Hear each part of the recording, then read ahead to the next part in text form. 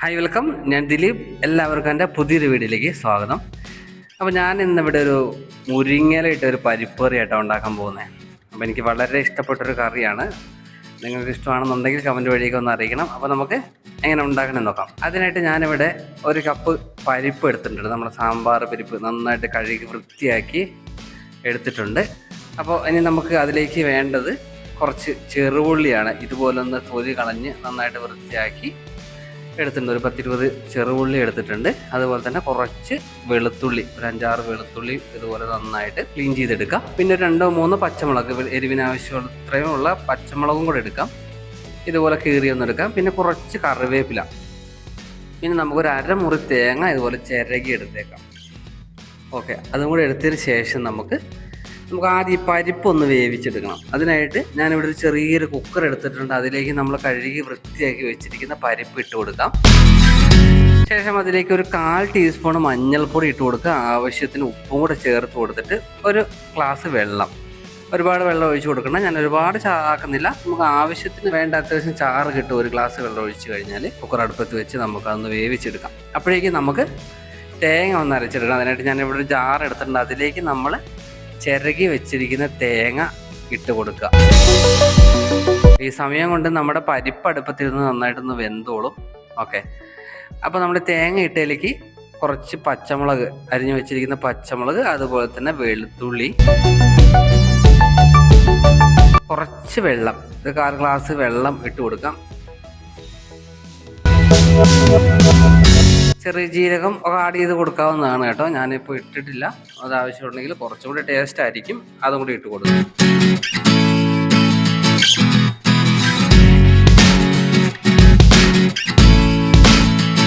Okay, എന്നിട്ട് നമുക്ക് നന്നായിട്ട് ഇതുപോലെ ഒന്ന് അരച്ച് എടുക്കുക. പേസ്റ്റ് പോലെ നന്നായിട്ടൊന്ന് അരച്ചെടുക്കണം കേട്ടോ. ഇതുപോലെ ഒന്ന് അരച്ചെടുക്കുക. അപ്പോഴേക്കും നമുക്ക് നമ്മുടെ പരിപ്പൊന്ന് വെന്ത് വന്നിട്ടുണ്ട്. കണ്ടോ, ഇതുപോലെ നന്നായിട്ടൊന്ന് വെന്ത് വരണം.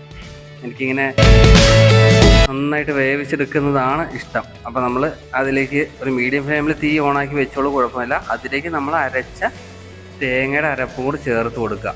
കുറച്ച് വെള്ളം, അതും കൂടെ ഒന്ന് കഴുകി കുറച്ച് വെള്ളം, ഒരുപാട് വെള്ളം ഒഴിക്കണ്ട. തേങ്ങയുടെ വെള്ളം ഒന്ന് ഒഴിച്ച് നന്നായിട്ടൊന്ന് മിക്സ് ചെയ്ത് കൊടുക്കുക. ഒരു മീഡിയം ഫ്ലെയിമിൽ വെച്ചാൽ മതിയാവും. എന്നിട്ട് നന്നായിട്ടൊന്ന് ഇളക്കി കൊടുത്ത് ഉപ്പൊക്കെ ഉണ്ടോയെന്നൊക്കെ നോക്കി, ഉപ്പൊക്കെ ആവശ്യത്തിന് വേണ്ടത് കുറച്ചും കൂടി ചേർത്ത് കൊടുക്കാം. ഞാനിവിടെ കുറച്ച് ഉപ്പും കൂടി ചേർത്ത് കൊടുക്കുന്നുണ്ട്, ഉപ്പ് കുറവായിരുന്നത് കൊണ്ട് തന്നെ. പിന്നെ നമ്മുടെ ഞാനിവിടെ മുരിങ്ങയില, ഇത്രയും മുരിങ്ങയില എടുത്തിട്ടുണ്ട്. അത്യാവശ്യം മുരിങ്ങയില ഉണ്ട്. നമുക്ക് അതൊന്ന് റെഡിയാക്കി എടുക്കണം. അതിനായിട്ട് ഞാനൊരു പാൻ അടുപ്പത്ത് വെച്ച് കുറച്ച് വെളിച്ചെണ്ണ ഒഴിച്ചിട്ടുണ്ട്. അതിലേക്ക് കടുക് പൊട്ടിച്ചതിന് ശേഷം നമ്മൾ കട്ട് ചെയ്ത് വെച്ചിരിക്കുന്ന ചെറുള്ളി ആഡ് ചെയ്ത് കൊടുക്കുക. ചെറുള്ളി ഞാൻ 2ആയിട്ട് ഒന്ന് കട്ട് ചെയ്തിട്ടുണ്ട് കേട്ടോ, ചെറുതാക്കി ഒന്ന് അരിഞ്ഞിട്ടുണ്ട്. അതും കൂടെ ചേർത്ത് കൊടുത്ത് നന്നായിട്ടൊന്ന് വഴറ്റിയെടുക്കാം. ഓക്കെ, എന്നിട്ട് നമുക്ക് അതിലേക്ക് എടുത്ത് വെച്ചിരിക്കുന്ന കറിവേപ്പിലയും കൂടെ ഇട്ട് കൊടുക്കാം. എന്നിട്ട് നന്നായിട്ടൊന്ന് ഇളക്കാം.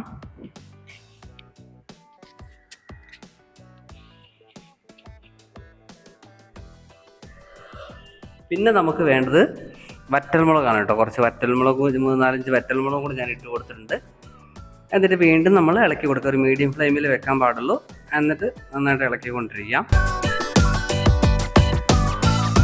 അപ്പോൾ അതൊന്നും വെന്ത് വന്നു കഴിഞ്ഞാൽ, അത്യാവശ്യം ഒന്ന് റോസ്റ്റായി വന്നു കഴിഞ്ഞാൽ നമ്മൾ നന്നായി അടർത്തി ക്ലീൻ ചെയ്ത് വെച്ചിരിക്കുന്ന നമ്മുടെ മുരിങ്ങയില ഇട്ട് കൊടുക്കുക അതിലേക്ക്. അപ്പോൾ ഞാനിവിടെ കുറച്ച് അധികം മുരിങ്ങയില എടുത്തിട്ടുണ്ട്. ഇത്ര ആവശ്യമില്ല, കാരണം അത്യാവശ്യം ഉണ്ട് ഇത്. അപ്പോൾ ആവശ്യമുള്ളതനുസരിച്ച് എടുക്കാം. എനിക്കെന്താണെന്ന് വെച്ച് കഴിഞ്ഞാൽ കറിയിൽ നിറച്ച് ഈ മുരിങ്ങയില ഇങ്ങനെ നിറഞ്ഞ് കിടക്കണം. അതാണ് എനിക്ക് കൂടുതൽ ഇഷ്ടം. അതുകൊണ്ട് ഞാൻ കുറച്ച് അധികം മുരിങ്ങയില എടുത്തിട്ടുണ്ട്. പിന്നെ അപ്പോൾ നിങ്ങൾക്ക് ആവശ്യമുള്ളത് അത്രയ്ക്ക് ഇടുക. നമ്മൾ എന്തായാലും ഇട്ട് കഴിഞ്ഞ് വാടിയൊക്കെ വരുമ്പോഴേക്കും അത്യാവശ്യം പാകത്തിന് ഉണ്ടാവുള്ളൂ, ഒരുപാടൊന്നും ഉണ്ടാവില്ല. അപ്പോൾ ആവശ്യത്തിനനുസരിച്ച് ചേർക്കാം. എന്നിട്ട് ഈ മുരിങ്ങയില ഇട്ടതിന് ശേഷം നമുക്ക് അത് ഒരു മീഡിയം ഫ്ലെയിമിൽ തന്നെ വെച്ച് നന്നായിട്ടൊന്ന് വഴറ്റിയെടുക്കാം.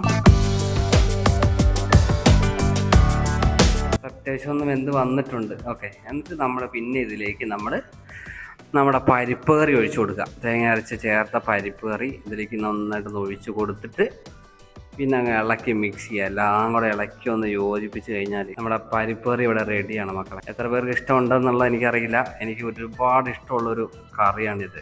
അപ്പോൾ ഇഷ്ടമുള്ളവർ ഒന്ന് കമൻറ്റ് വഴി ഒന്ന് അറിയിച്ചേക്കണേ. ഇപ്പം നമുക്ക് ആവശ്യത്തിന് ഉപ്പും കൂടെയൊക്കെ ചേർത്ത് കൊടുക്കുക. എല്ലാവരും ചെക്ക് ചെയ്തതിന് ശേഷം ജസ്റ്റ് ഒന്ന് തിളപ്പിക്കണം. ശേഷം നമുക്ക് ആവശ്യത്തിന് ഉപ്പുണ്ടോ എന്ന് നോക്കുക. ഉപ്പ് കുറവാണെന്നുണ്ടെങ്കിൽ കൂടുതൽ ഉപ്പ് ആഡ് ചെയ്ത് കൊടുക്കുക. വെള്ളം ഇത് മതിയാവും, ഒരുപാട് വെള്ളം ചേർക്കേണ്ട. ചാറ് വേണ്ടവർക്ക് ചാറ് ചേർക്കാം, വെള്ളം ചേർക്കാവുന്നതാണ്. ഇതാണ് നമ്മുടെ ഇന്നത്തെ സ്പെഷ്യൽ കറി, പരിപ്പ് കറി. ഓക്കെ, പരിപ്പ് കറി എന്ന് പറഞ്ഞാൽ മുരിങ്ങയിലിട്ട പരിപ്പ് കറി.